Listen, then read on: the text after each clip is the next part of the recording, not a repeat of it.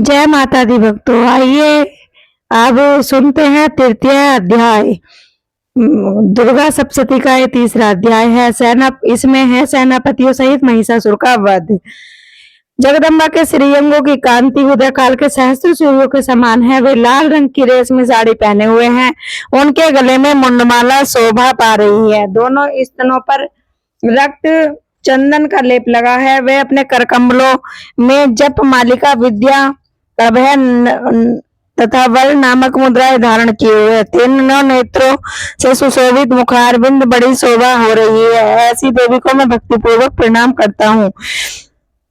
इस प्रकार देवी के स्वरूप का ध्यान करते हुए तीसरा पाठ आरंभ करें। ऋषि बोले, दैत्यों की सेना को इस प्रकार तहस नहस होते देख दैत्य सेनापति चिक्षुर क्रोध में भरकर स्वयं ही अंबिका से युद्ध करने के लिए आगे बढ़ा। उसने रणभूमि में देवी के ऊपर इस प्रकार से बाणों की वर्षा की जैसे बादल मेरु पर्वत के शिखर पर पानी की धार बरसा रहा हो। तभी देवी ने अपने बाणों से उसके बाण समूह को काट दिया। उसके घोड़ों और सारथी को भी मार डाला।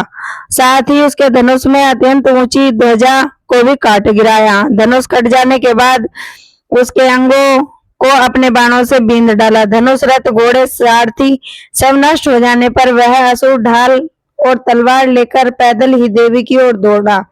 उसने पैनी धार वाली तलवार से सिंह के मस्तक पर चोट करके देवी को बाईं भुजा और बड़े वेग से प्रहार किया। हे राजन, देवी की बाह पर पहुंचते ही वह तलवार टूट गई। फिर तो क्रोध से लाल लाल आंखें करके राक्षस सूल हाथ में लिया और भद्रकाली के ऊपर चलाया। वह सूल आकाश में गिरते हुए सूर्यमंडल की भांति चमक उठा। यह सूल उसको अपनी ओर आते देखकर देवी ने अपना सूल चलाया और राक्षस के सूल के सैकड़ों टुकड़े हो गए। साथ ही महादैत्य चिक्षुर की भी धज्जियां उड़ गई, उसके प्राण निकल गए। महिषासुर पराक्रमी सेनापति चिक्षुर के मर जाने से देवताओं को सताने वाला चामर नामक दैत्य हाथी पर चढ़कर आया। उसने भी देवी के ऊपर शक्ति का प्रहार किया, किंतु जगदम्बा ने उसे हुंकार से ही आहत और निष्प्रभाव करके तत्काल भूमि पर गिरा दिया। शक्ति टूट कर गिरी हुई देखकर चामर बड़ा क्रोध हुआ। अब उसने सूल चलाया, किंतु देवी ने उसे भी अपने बाणों से काट डाला। इतने में ही देवी का सिंह उछलकर हाथी के मस्तक पर चढ़ बैठा और दैत्य के साथ खूब जोर से लड़ा। बाहु युद्ध करने लगा। वे दोनों लड़ते लड़ते हाथी से पृथ्वी पर आ गिरा और एक दूसरे से भयंकर प्रहार करते हुए लड़ने लगे। तब सिंह बड़े ही वेग से ऊपर उछला। उधर गिरते हुए उस समय उसने पंजों की मार से चामर का सिर धड़ से अलग कर दिया। इसी प्रकार उदग्र भी शिला वृक्ष आदि की मार खाकर रणभूमि में देवी के हाथ से मारा गया तथा कराल, दांतों, मुक्कों और थप्पड़ों की चोट से धराशायी हो गया। क्रोध में भरी हुई देवी गदा की चोट से अद्भुत का कामचूर निकाल डाला, कचुम्बर बना दिया। भिंडीपाल ने बांसकल को तथा बाणों से ताम्र और अंधक को मौत के घाट उतार दिया। तीनों नेत्रों वाली परमेश्वरी ने त्रिशूल के उग्र वीर महाहनु नामक दैत्य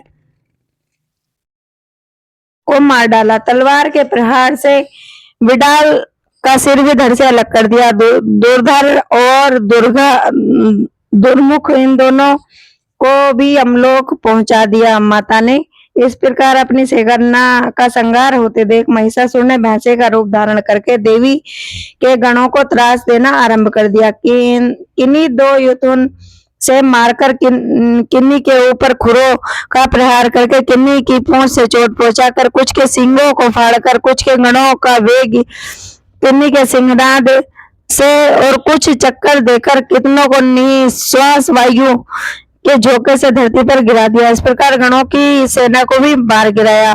असुर देवी के सिंह को मारने के लिए झपटा। इससे जगदम्बा को बड़ा क्रोध आया। उधर पराक्रमी महिषासुर भी क्रोध से भरकर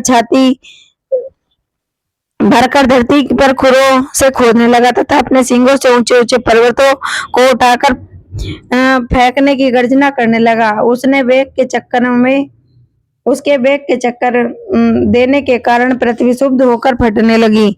उसके पूंछ से टकराकर समुद्र तब धरती को डुबोने लगा। हिलते हुए सिंगों के आघात के बादलों के टुकड़े टुकड़े हो गए। उसके श्वास की प्रचंड वायु के वेग से उड़े हुए हैं। सैकड़ों पर्वत आकाश में गिरने लगे। इस प्रकार क्रोध में भर गई उसने पास फेंककर उस महान असुर को बांध लिया। उस महासंग्राम में बन जाने के कारण भैंसे का रूप त्याग कर वह तत्काल सिंह के रूप में प्रकट हो गया।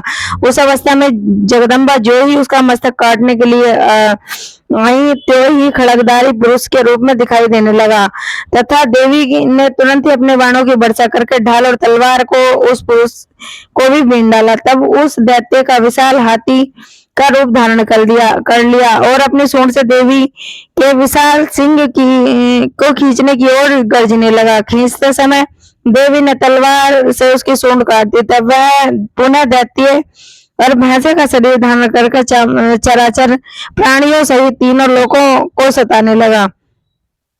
तब क्रोध में भरी हुई जगदम्बा चंडिका बारंबार उत्तम मधु का पान करने और लाल आंखें करके हंसने लगी। उधर बैल और पराक्रम के मद में उद्मत हुआ राक्षस गर्जने लगा और अपने सिंगों से चंडी के ऊपर पर्वतों को फेंकने लगा। उस समय देवी अपने बाणों से उसको फेंके हुए पर्वतों को चूर्ण करती हुई बोली।